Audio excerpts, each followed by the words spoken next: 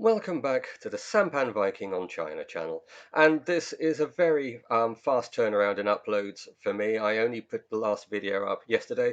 Quite a lot has happened since then, but that's not actually the reason for following on so quickly. The fact is I'm actually going away for a week as of tomorrow, and I will be effectively offline for all of that time, of all the times for this to happen, and this was planned ages ago.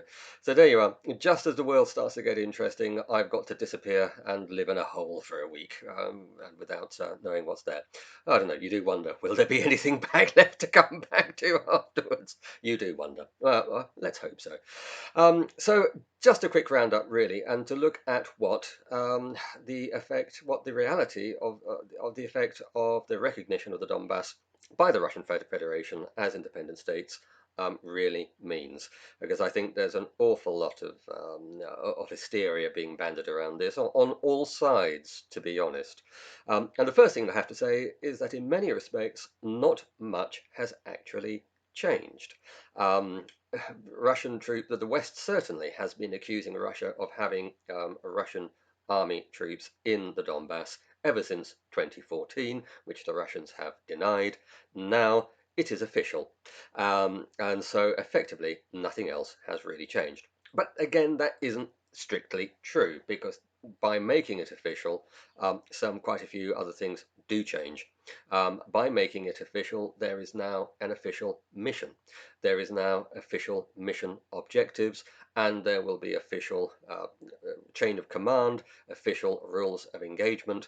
And it also means that, as it is an official operation by the armed forces of the Russian Federation, should those ground forces come under attack, Russia will be free to respond with its full range of military hardware, long-range artillery, air force, etc., etc. Where before it was definitely, hand tied behind its back, not really wanting to do anything too telltale.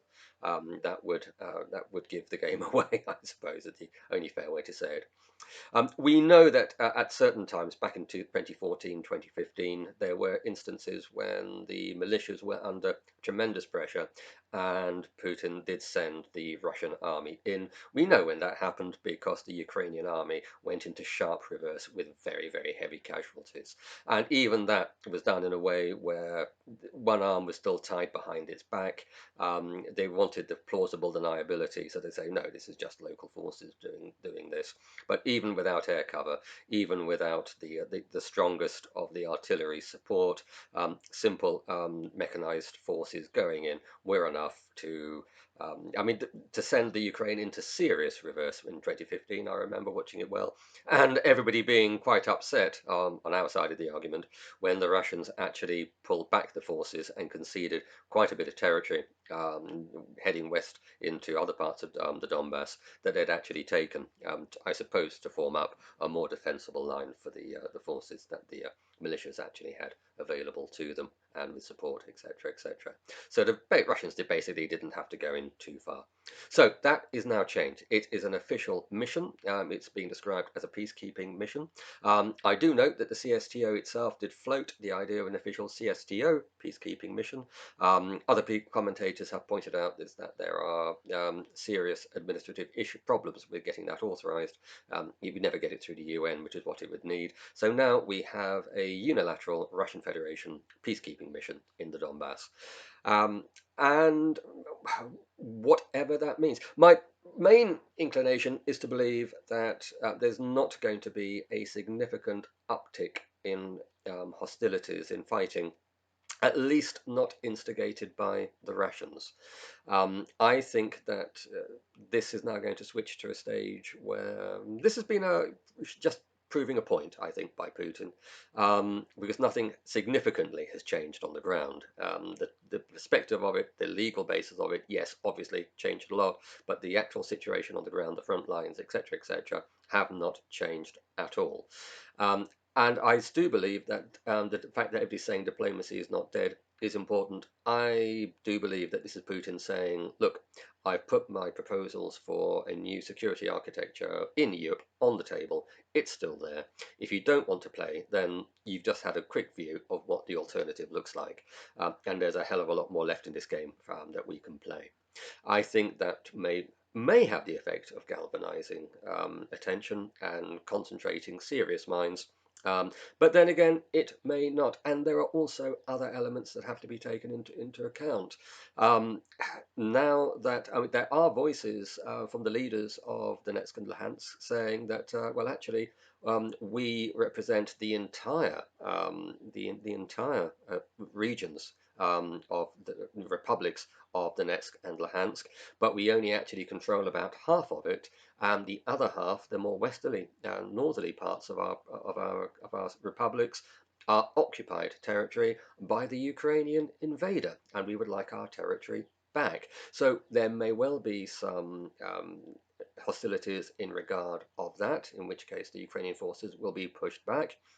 Looking again at the fact that that the Russian forces are now openly on what Ukraine regards as its territory outside of the Crimea, um, and are and that have recognised these breakaway republics, it may very well encourage other areas in the east and south where pro-Russian sentiment is very high, where there were similar movements to those that took control of Donbass and of the Donbass back in 2014, but were very rapidly crushed by Ukrainian forces, to have a second go. And this time, of course, I don't think that the Russians would stand back. I think they would absolutely go in and provide the same security guarantees straight away that they are now giving to Donetsk and Luhansk.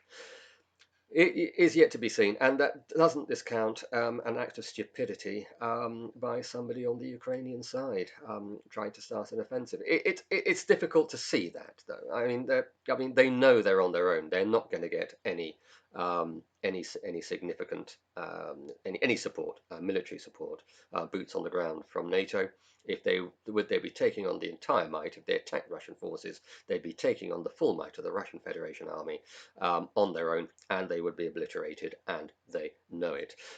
So all that I can think is that there might be those who don't really care about the fate of their country as such, carpetbaggers in office in some form or other, who are more than happy to prompt the Russian invasion of Ukraine that Washington and London are salivating for, in return for substantial financial rewards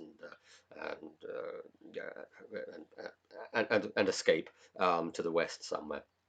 That's asylum. That's the word I'm looking for. Oh, don't grow old. Your memory goes. It really does. Asylum in the West. That, I think, is the biggest danger at the moment. So overall, I would say we are going to look at a quieter period now, a more reflective period, but there is always a danger that things may flare up of their own accord.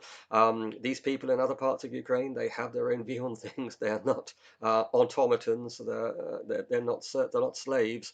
They have their own view, and many of them might say, well, if it's good enough for those boys next door, it's good enough for us too, and make their own move. So things certainly in the most pro-Russian areas in the east and the south of the country may have taken on a life of their own, and Russia now would have no real option, I don't think, but to respond to that in the way that they've responded to the Donbass in order to. But again, even if that was the case, that wouldn't be an invasion of the Ukraine. It would be following up with further peacekeeping missions after the event, moving into territory that has already declared its independence from Ukraine. In short, a substantial balkanization of the country of Ukraine, which again is the other. Is really what happens if they don't get a peace, a negotiated settlement, the new security architecture. The country is just going to unravel into its constituent bits, and because there are other minorities there, not just Ukrainians and Russians. There are others in other places, and once things starts to unravel, everybody says, I'm not going down with the sinking ship. I've got to grab my piece of the loot whilst we can. We know this is what happens because we saw it when the Soviet Union came apart, and to a certain extent when the Yugoslavia was blown wide open as well by NATO in the 90s. We know what happens when the chips are down. when there's obviously no going back, when there's no saving the situation. It's every man for himself, and those that have the ability to grab something to buy themselves a future, a stake in the future, will do so. Well, I think I'm going to wind up with that. So I didn't intend to make this video at all. I was going to wait several days and review the situation then, but I will be away for a week, and who knows what the situation will be by the time I am back. Either nothing will have changed very much, or we will continue to have seen absolutely massive escalations across many, many fronts. I would just add one last thing before I go. The sanctions being discussed. The lack of Nord Stream being cancelled, well, or not certified. Actually saying not certified, not cancelled. Nord Stream not certified. That sounds like a further delay rather than a cancellation. And that does make sense, because at the end of the day, Europe needs Russian gas rather than more than Russia needs the European customer. Russia is a gas energy rich country in the middle of an energy shortage. If people don't want to buy it in one corner, there are going to be loads of other countries that will line up and take it off their hands, and paying probably a much better price for it as well. Europe, in this case, its response is to cut off its nose, to spite its face. It's madness, it really is. And I think this is recognised by the only talking about refusing to certificate, which means that it could be certified at a later date. But with Europe running very, very low on gas, and with the liquid natural gas terminals working already at full capacity, there's no chance of bringing further quantities of gas in via that route. Either they have to buy gas from Russia, or they are going to run out, and that will affect all of us over here as well.